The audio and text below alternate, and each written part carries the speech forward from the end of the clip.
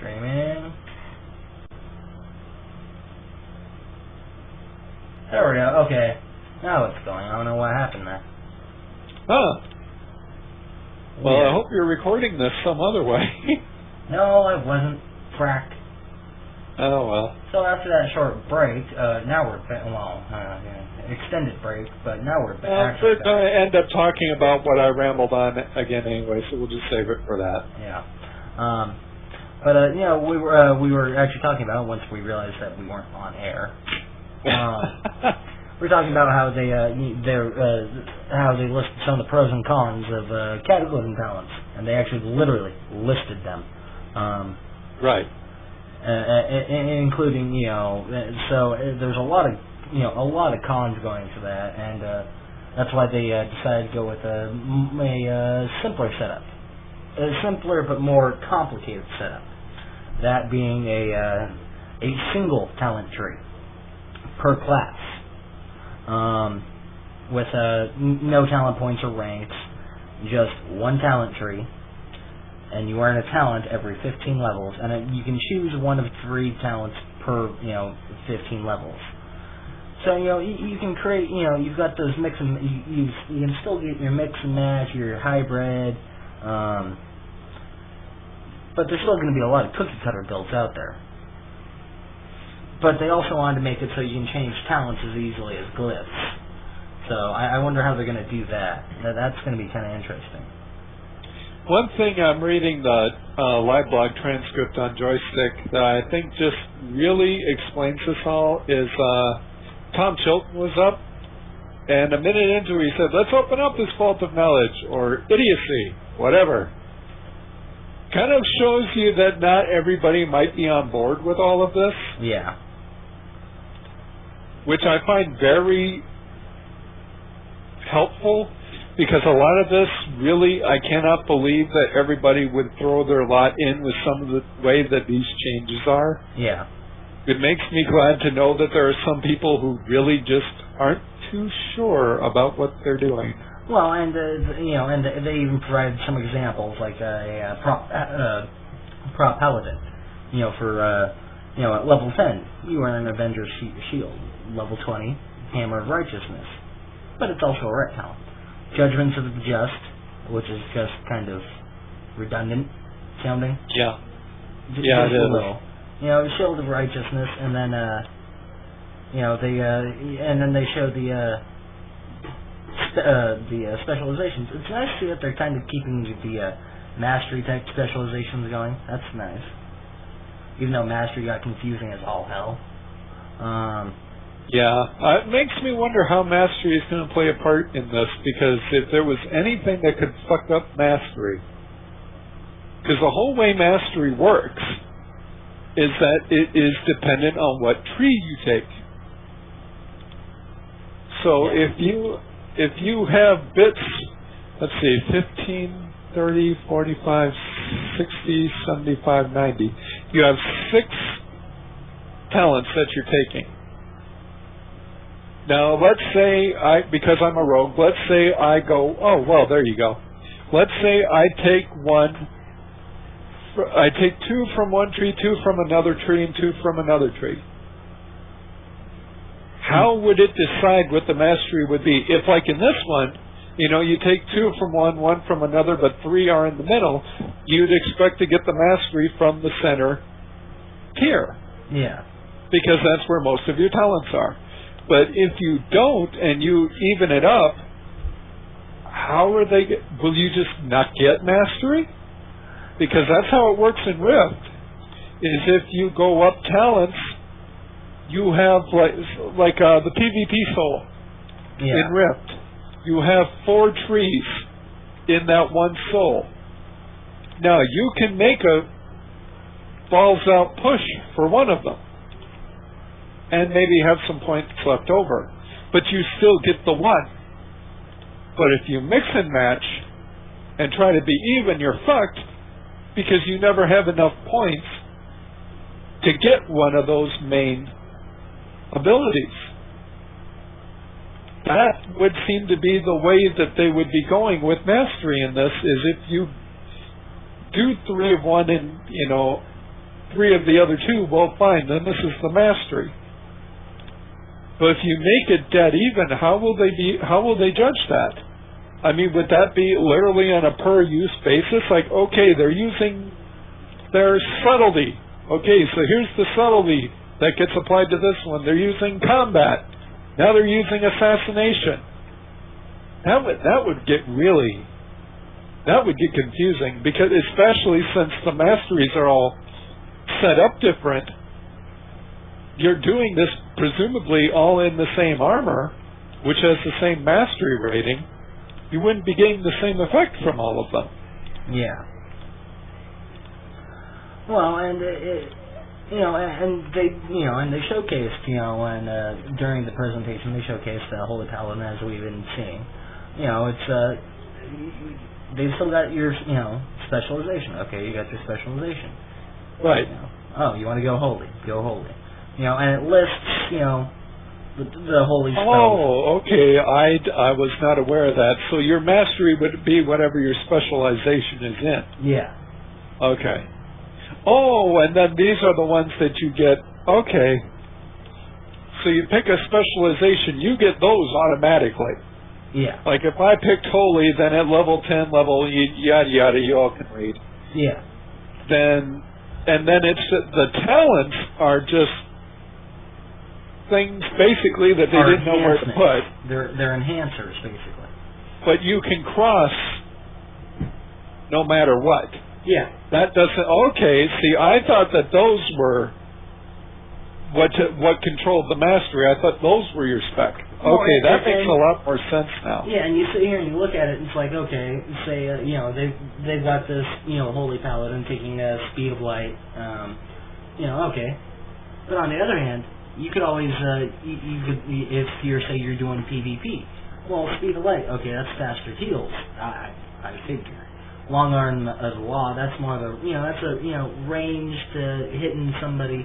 So that's kind of a healer kind of thing. That's a little more PvP. Pursuit of Justice, that's moving faster. Okay. Yeah. So you are expected to kind of mix and match them. Yeah. So and looking at the rogue earlier, I was doing that, and you can mix and match pretty well. Yeah. One thing on the rogue that I found interesting, I don't know if you can bring that up, is Killing Blow, which has a 2-minute cooldown, but according to the notes, if you press it within 5 seconds, you can do it again. And as long as you're pushing that button within 5 seconds, you can use it continuously. The moment you can't, then the cooldown starts. That is fucked up. Yeah. But there's no listing, per se, but there is a... here's the rogue one for you. Right. It says it down there. Yeah. Can be pressed multiple times. Each time gives you a teleport within 5 seconds. Yeah. Also, it must be a ranged attack, too. That's interesting. Because when I've been doing it on the Horseman, it's the first time I've really been using it in a dungeon lately that I can actually see what I'm doing. Yeah. Usually we run up as a dungeon and I'm so close to anything anyway. But you really have to chase the head of the Horseman down to be able to do it. So I'm going to look that up. Because I think this has the talent trees. Yeah. And I'm going to see if I can read if they're... Oh, no, damn it, this doesn't have it. Well, and, so it's kind of interesting what they'll be doing, with the talent trees and whatnot. It should at least definitely make it a little less cookie cutter for everything. Yeah, I mean, you'll still have the cookie cutter-ish for specializations. But then with the way that you can mix and match these outside of that makes it really interesting. Yeah. I can see the people. That's what happens when you drink caffeine. I can see the new people kind of getting screwed though. Yeah. Because people like you and me, a good majority of these we've played. We know how to do. Yeah, we know our characters quite well. Yeah, and so some of these people are going to be coming up on, and they won't, like Shadow Dance. Enter Shadow Dance, allowing the use of sap, garrote, ambush, cheap shot, premeditation, pickpocket, and disarm trap, regardless of being stealth. Yeah. Now, somebody could look at that if they're new and say, that's kind of cool.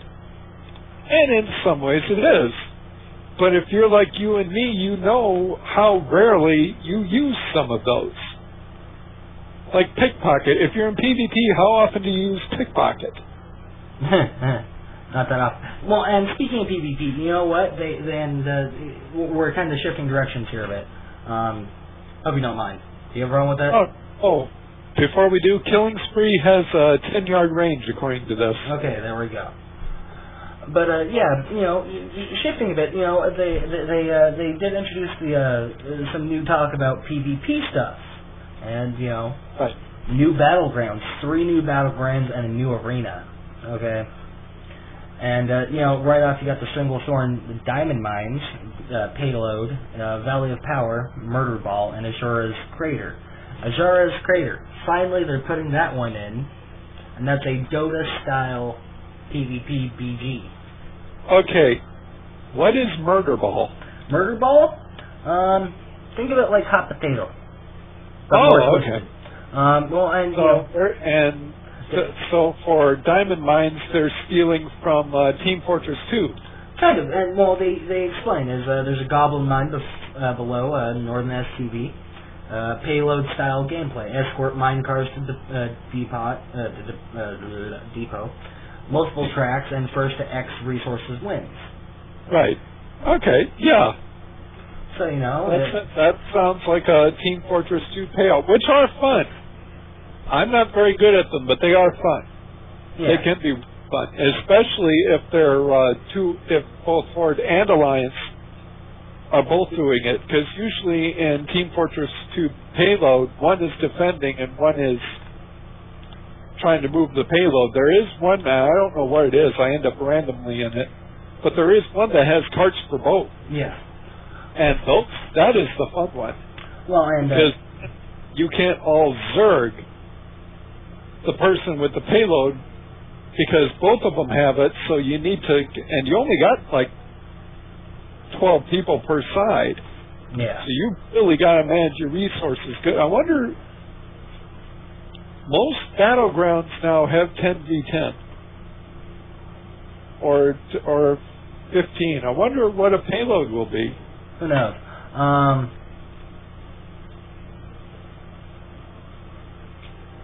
That's actually a good question. But you know, and with the other two, with Valley Power and Azura, there's not much on the web currently available image-wise. I'm sure it's out there, but we didn't have, for this we didn't have enough time to pull it together.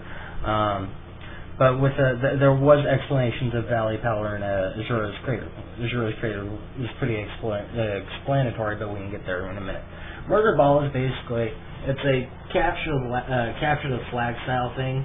You pick up the ball, whatever it is, and you have to get it back to your base. Well, right. The longer you hold it, it's going to keep causing you more damage, so you have to pass it. It's a hot potato kind of thing. Okay, that they ripped from Ripped. That sounds like the Black Garden. The Black Garden, and I know people are going to get pissed at me, but this is what the Black Garden is. Is you have a fang in the middle, and what you do is you have somebody pick it up, and that does damage to them. But the trick is, you have to get it. It's a resource game. You have to get up to like 1,500 points.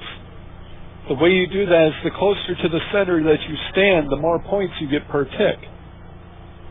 So it's kind of like that, it's kind of a capture the flag version of that. Yeah. Which is cool, because Black Garden, too, is a really neat idea. So, and it's nice to see Blizzard, still being Blizzard, incorporating other ideas from other games into their game. But, there are at least fun and interesting ways to do it.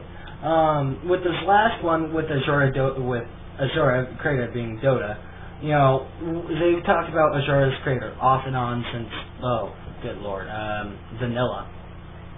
Yeah. You know, so they finally found